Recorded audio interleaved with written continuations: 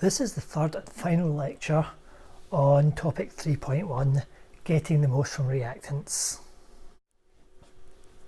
So in this lecture we're going to look at the chemical industry, and the thing to remember is that industrial processes are designed to make money, so you're trying to make them as profitable as possible. And in order to work out how profitable they're going to be, it's necessary to work out what the percentage yield is for a chemical reaction. Atom economy is important, and feedstock cost is very important. So we're going to look at these three different factors now and show you how they can be used to work out the profitability of a chemical process. So let's start with percentage yield. Now, for a given chemical reaction, if we know how much of the limiting reactant, let's just say that's A, we've got, we can work out how much of the product, C, that we'll make. And you've been doing those calculations in the first couple of sections of this unit. Now, what you calculate there is the theoretical mass of the product C.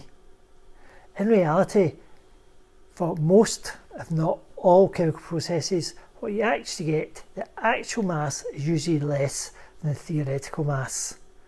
So sometimes you might only get 90% of what you expected to get, sometimes 50%, sometimes as bad as 10%. And that's where we quantify it using the percentage yield. Now this is the equation we use, and it's in your data booklet. So the percentage yield is the actual yield over the theoretical yield times 100. So let's look at a couple of calculations you might be asked to do using percentage yield. So first example, 39.9 grams of iron oxide reacts with an excess of carbon monoxide to produce 10 grams of iron. Calculate the percentage yield, and normally you'd be given the balanced equation. So the first thing you always do in these calculations is work out the theoretical yield. Okay. And just do that the way you've been doing it up to now.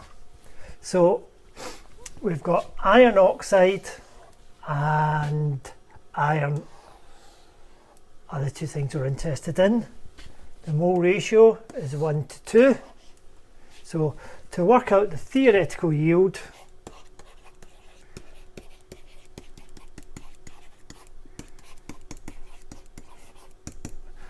we work out the number of moles of iron oxide,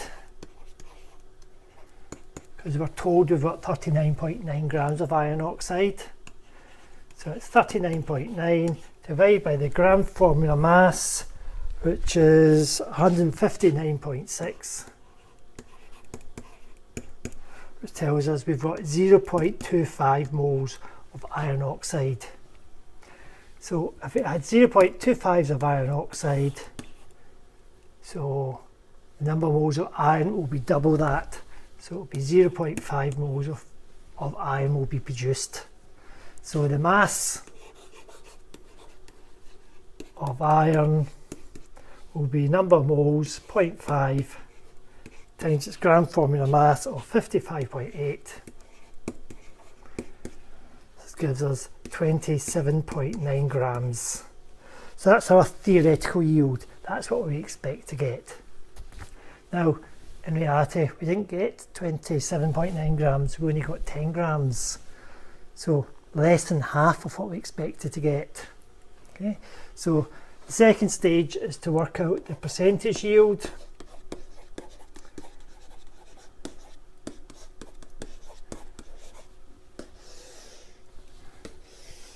Okay, so first stage theoretical yield, second stage percentage yield. So the percentage yield is your actual yield, what you actually got, 10 grams, divided by your theoretical yield, 27.9 grams, then times 100 to turn it into percentage, and that comes out at 35.8%. Okay. So not a great percentage yield, so to make this process more profitable you don't want to try and increase your percentage yield. In this second example, it's just a slightly different way of asking you to do a calculation based on percentage yield. 140 grams of ethene reacted with excess water to produce ethanol. Calculate the mass of ethanol formed when the percentage yield was 80%. So this time you've been given the percentage yield and it's the actual yield you've been asked to calculate. But as before, you always start by calculating the theoretical yield. So our two things, our limiting reactant is ethene, and what we're trying to calculate, ethanol. Okay, so they're a nice 1-to-1 ratio. So let's start by doing the theoretical yield.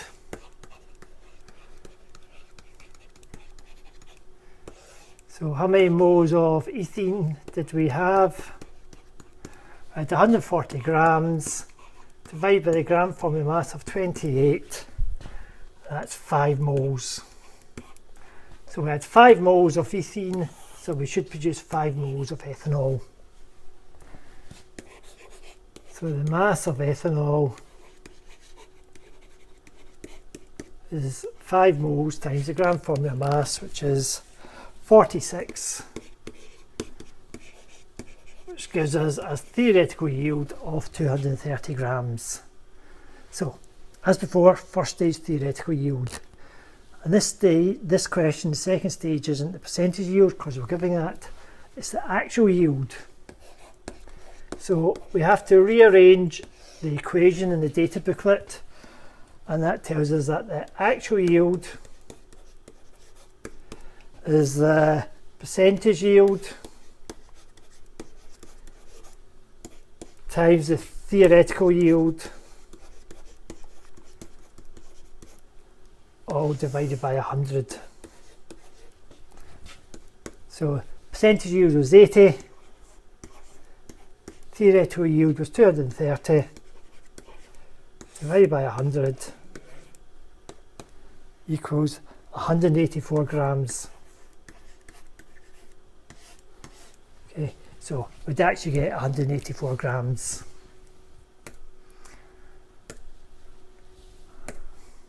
Okay, moving on now to atom economy. What's atom economy?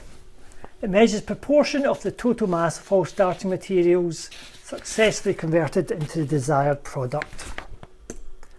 And again, there's a equation given in your data booklet that tells you how to work out the atom economy. Mass of desired products over the total mass of all reactants times 100. Let's look at a couple of examples. So making ethanol, like in the previous question. Okay, so our desired product is ethanol, okay, here. Okay. So in this case, there's no need to do any calculation. There only is one product, and it's our desired product. So all the reactants end up in the desired product. The 2 carbons, the 6 hydrogens and the oxygen all end up in the desired product. So if the only thing made in the reaction is your desired product, your atom economy is 100%, which from a making money point of view is very good. Let's do one in which a calculation is required. So reaction between magnesium and hydrochloric acid to make magnesium chloride and hydrogen. And we're doing it to make the hydrogen. Okay, so the hydrogen is a desired product, but it's not the only product. We also have magnesium chloride. So what's the atom economy? So the mass of the desired product, so H2 will have a mass of 1 mole of that will have a mass of 2 grams. Mass of all reactants, so we've got our magnesium, which is 24.3, plus 2 moles of HCl. So H is 1 and the chlorine is 35.5, but there's 2 moles of that, so multiply it all by 2, and that comes out at 97.3. So our atom economy just like AE, atomic economy, mass of the desired product to over the mass of all the reactants, 97.3 times 100 equals 2.06%. A very small atomic economy is generally bad. Okay, so the only way you're going to make this process economically viable is if you can find somebody to buy the byproduct as well. Okay, so if somebody is willing to buy magnesium chloride for some other use, then maybe this process could be made viable. And the third thing we said we're going to look at is feedstock costs. There's not a lot of chemistry involved in this calculation, it's really just a big maths problem. So chemists managed to make 2 grams of ethanol using 2.8 kilograms of ethene and 1.8 kilograms of water. Calculate the cost of chemicals needed to produce 10 kilograms of ethanol, and we're told how much 1 kilogram of ethene costs and 1 kilogram of water. Okay, so let's see, so we've got C2H4, H2O and our ethanol. Okay, so if we use 2 kilograms of, no, that's not right. If we use 2.8 kilograms of ethene, 1.8 kilograms of water, we make 2 kilograms of ethanol. But we want the cost for 10 kilograms of ethanol, so we're going to up things by a factor of 5. So we'll multiply through by a factor of 5, and that would give us 14 kilograms of ethene, 9 kilograms of water, and that would give us our 10 kilograms of ethanol. Okay, so 14 kilograms of ethene, what's that going to cost? Well, it's £1 per kilogram. So the ethene is going to cost £14. The water is quite cheap, 1 penny per kilogram. We want 9 kilograms, so that's going to cost 9p. So the total cost is going to be £14,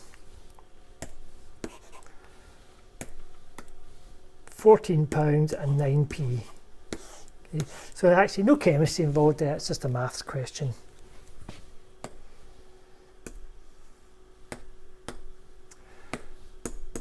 Okay, so to maximise the profit in an industrial process, you want a high percentage yield. Okay. You want a high atom economy, and if you don't have a high atom economy, then you need to find somebody to buy some of the byproducts as well. You want the feedstocks or reactants should be cheap, available and sustainable. Generally these things go together. If they're sustainable and available, they'll be cheap. Other things that we haven't mentioned so far: low energy demand. If you need to heat something up, then that costs industry an awful lot of money. So to avoid having to heat things up, you might want to use a catalyst to speed up a reaction instead. And if possible, you might be able to recycle some of the byproducts back into reactants. Probably that's best demonstrated by, and is usually asked in the form of one of these flowcharts. This is a flowchart for making magnesium from seawater. Seawater contains magnesium chloride, so you mix it with calcium hydroxide solution and you produce calcium chloride and magnesium hydroxide. Magnesium hydroxide then reacts with hydrochloric acid to produce magnesium chloride, and then stage 3 is probably electrolysis, and that can split magnesium chloride up into magnesium and chlorine, and you sell your magnesium. So in this flow chart, this is an example of how we can make the thing more economical by recycling byproducts. So the hydrochloric acid here is made by reacting hydrogen and chlorine, but chlorine is a byproduct at this final stage here. So if we took this chlorine and recycled it to make our hydrochloric acid, it'd make the chemical process more economically viable.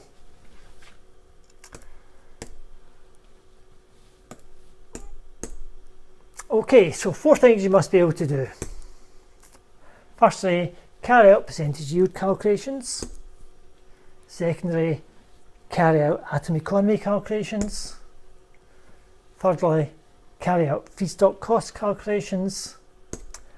And finally, recall different ways in which a chemical process can be made more profitable. Okay, I said this was the final lecture in 3.1 as it is, but you'll find there's another practice question revision lecture in which I've gone through some of the last few years' past papers and done all the calculations related to 3.1, and you may find that useful to look at if you're struggling with these calculations.